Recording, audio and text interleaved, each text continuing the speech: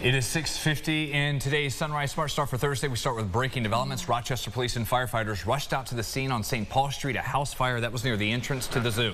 Information currently limited at this time, but here's what News 8's crew on the scene could see. People outside with buildings and blankets. Certainly a solid response here. We are told RFD is the lead agency on the investigation, and we've reached out to them for more details.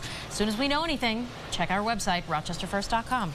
A historic building in the city has to be torn down due to a fire yesterday morning. RFD responded to a two-alarm fire call at the old Pulaski Library off Hudson Avenue. On scene, they say the building's age made it dangerous for crews to go inside to start. That building was built back in 1931, also included on the Landmark Society's 5 to Revive list. So many people have shared stories saying the former library provided more than just books for the community. Witness testimony coming today in the trial of a 1984 murder in Rochester. Jury selection and opening statements wrapping up yesterday. Timothy Williams arrested in connection to the death of 14-year-old Wendy Jerome, who disappeared on Thanksgiving Day 1984. She was found dead shortly afterwards, but it wasn't until 2020 when DNA evidence is what led authorities to Williams as a suspect. We will continue following the case as court continues. Stay with us on News 8 and on our website, rochesterfirst.com. The driver who hit and killed a man and his dog on South Goodman Street near Park Ave last year is going to prison. 37-year-old Master Beville Jr. pleaded guilty to manslaughter and leaving the scene of an accident resulting in death. It was December 2022. 42-year-old Edgar Santa Cruz was walking his dog when he was hit by Beville. Santa Cruz has been remembered by the community through his work with Foodlink and other organizations. Beville faces 2 to 6 years in prison for both charges as part of that plea that will be served at the same time. Well, to a follow-up now, GW Lisk, a manufacturing plant in Clifton Springs, has officially been deemed a public health and environmental threat by the DEC. We are told the Ontario County site contains toxic chemical compounds found in groundwater, and it increases the risk for soil vapor intrusion. Well, what that would mean is that it could move into the air, affecting your air quality even indoors as well as outside. Former Secretary of State Henry Kissinger has passed away yesterday at the age of 100 at his home in Connecticut. The German-born American statesman became a household name and a controversial figure in the 70s as he worked in the Vietnam and Cold Wars. He served as National Security Advisor and Secretary of State for 2 presidents. In 1970, Kissinger had secret negotiations with North Vietnam, hoping to end the U.S. involvement in the war. The deal earned Kissinger and the North Vietnamese leader the 1973 Nobel Peace Prize. He leaves behind his wife and 2 kids. Nearly 50,000 drivers in New York could have their licenses suspended tomorrow. Anyone who renewed their license between March 2020 and August 21 and did not submit a vision test will have the license put on pause for now. A pandemic-era rule allowed you to renew a license online for a couple of years by self-certifying the eye exam yourself. The DMV is requiring anyone who did that to do it again by an approved specialist or at a DMV branch. This affects about 2,500 people in our area. Monroe County makes up for about 1/3 of that number. Sunrise traffic at 6:52. Looking okay out there on the roads this morning on our expressways, all green on the map, as everything is clear following this week's lake effect snow that caused many nightmares, fender benders all over the place with the snow covering the roads. But you see there from the west side, plenty of pavement out there. We'll check the morning drive again this Thursday in about 30 minutes.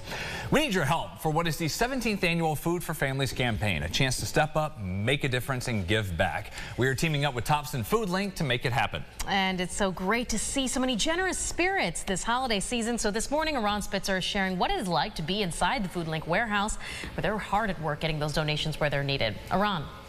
Foodlink is a food bank. It sends food to agencies and pantries who get food out to those in need. The organization covers much of our area from Monroe to Allegheny counties. The operation is huge. Foodlink sends out over 20 million pounds of food per year. And the busiest time is between Thanksgiving and Christmas, during which the organization ships out approximately 4 million pounds of food. I spoke with Gerard Pearson, a fulfillment clerk for the freezer and cooler at Foodlink. Gerard picks the food from the freezer and packages it before it goes out to the agencies. Gerard told me that the most he's ever packaged in a day is over 1,000 boxes. He says that his job is more than just a job.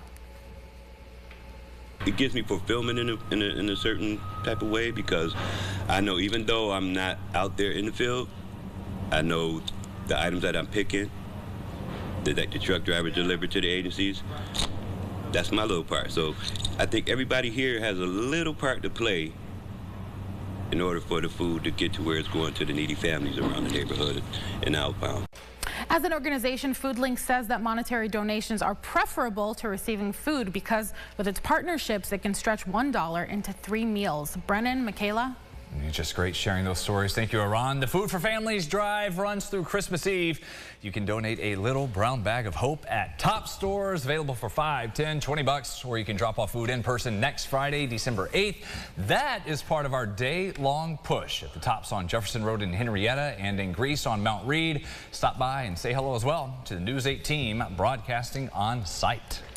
Well, good news for our local skiers. Bristol Mountain opening the slopes at noon today officially for the winter season. There's going to be 3 trails open today for the advanced skiers and riders, open until 4. But then this weekend, they'll be opening at 9 and lasting until 4 every Friday, Saturday, Sunday. So get out there if you can. It is here. James, you think you have much sunshine bouncing off that snow today? I think so. Sunglasses worthy. On the ski slopes there. Yeah, they've had some great opportunities to make snow over the past few days with all that cold air, but today not happening as we've got some warmer air. Greece 36, Henrietta there as well, Brockport 32, Webster, you are at 35 this morning, and we climb into the mid-40s this afternoon, and then we hold. Clouds move in, numbers hold in the 40s. And that's because we've got rain on the way for Friday, tomorrow. Do not be surprised by that rain that goes from, it basically clocks in and out. It does a 9 to 5, the rain tomorrow. And then by the weekend, still looks pretty good. There's a lot of dry time in there. We'll still put chance for showers both Saturday and Sunday. But we're warm through the weekend, and we turn cooler next week. This is the day, as James said. Everybody, enjoy it for this Thursday. And thank you so much for watching us here for News 8 at Sunrise. Well, we're glad you shared your morning with us. And your next update is coming up in 30 minutes. CBS Mornings next.